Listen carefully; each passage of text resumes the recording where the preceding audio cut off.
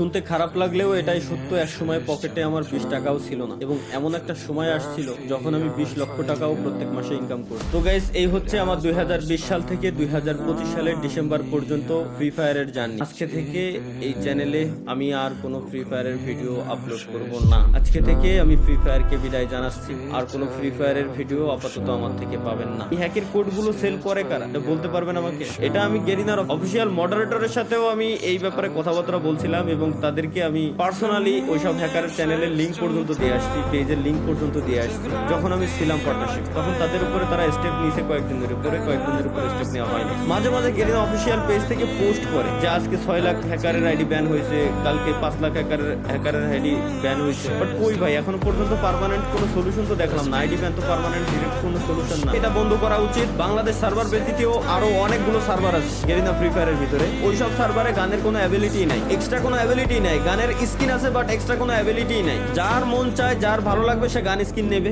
যার মন চায়, যার ভালো লাগবে সে গাড়ির স্কিন নেবে, কারের স্কিন নেবে, বাইকের স্কিন নেবে, কোনো সমস্যা নেই। কিন্তু একজনকে দিয়ে জোর করে কিনা পে টু উইন বানানোর কোনো মানে হয় না বলে আমি মনে করি। তো দিন শেষে আমাদের সকলেরই আসলে এই ব্যাপারে স্টেপ নেওয়া উচিত, না হলে ভবিষ্যৎ যে প্রজন্ম আসতেছে ওরা ধ্বংসের মুখে ধ্বংস হয়ে যাবে বলে আমি মনে করি। এটা ছিল হচ্ছে আমার দ্বিতীয় পয়েন্ট। আশা করি আপনারা যথেষ্ট বুদ্ধিমান, যথেষ্ট পরিমাণে ভালো বুঝেন। আপনাদেরকে এত বোঝানোর কিছু নেই, আপনারা বুঝে গেছেন যে আমি কি বলতে চাচ্ছি মূলত। এবং হ্যাকার ব্যান করার জন্য ভাই বেশি কিছু লাগে না। ফ্রি ফায়ার ব্যতীত যতগুলো মোবাইলের ব্যাটেল রয়্যাল গেম আছে, প্রত্যেকটা ব্যাটেল রয়্যাল গেমস ইমুলেটরে খেলা যায়। ওই প্রত্যেকটা ব্যাটেল রয়্যাল গেমস ইমুলেটরে খেলার সময় আপনি একবার জাস্ট হ্যাক ইউজ করে দেখেন না, আপনি গেমেই ঢুকতে পারবেন না। গেম খেলা তো দূরে থাকে। আর গেমে যদি কোনোভাবে ঢুকেও যান, ইনস্ট্যান্ট ম্যাচের ভিতরে থাকা অবস্থায় আপনার আইডি ব্যান হয়ে যাবে ইমুলেটর সহকারে। তাহলে ফ্রি ফায়ার কেন পারতেছেন? এই হ্যাক গুলো কারা আনতেছে, কারা সেল করতেছে? এই হ্যাকের যে সোর্স কোড গুলো, এই সোর্স কোড গুলো আসতেছে কোথা থেকে? তো যাই হোক ভাই, যদি কোনোদিনও এগুলো ঠিক হয় তাহলে আমি হয়তো ব্যাক করতেও পারি। তাছাড়া আমি আর ফ্রি ফায়ারে থাকতেছি না।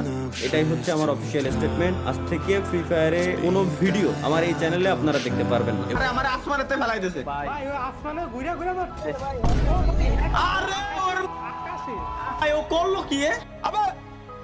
আল্লাহ আস্তাগফিরুল্লাহ লা ইলাহা ইল্লাল্লাহ। देख के अरे ये कहाँ से आ गया? ये देखो खेलें CS रैंक नहीं तो फिर बताओ। अब बैन ही नहीं हो रहा है, इसको रिपोर्ट भी किया। আস্তাগফিরুল্লাহ আস্তাগফিরুল্লাহ। লাস্ট আমি একা লাইভ আমি কে আর সামনের দিকে গেল মাথা ঢুকলো না ভাই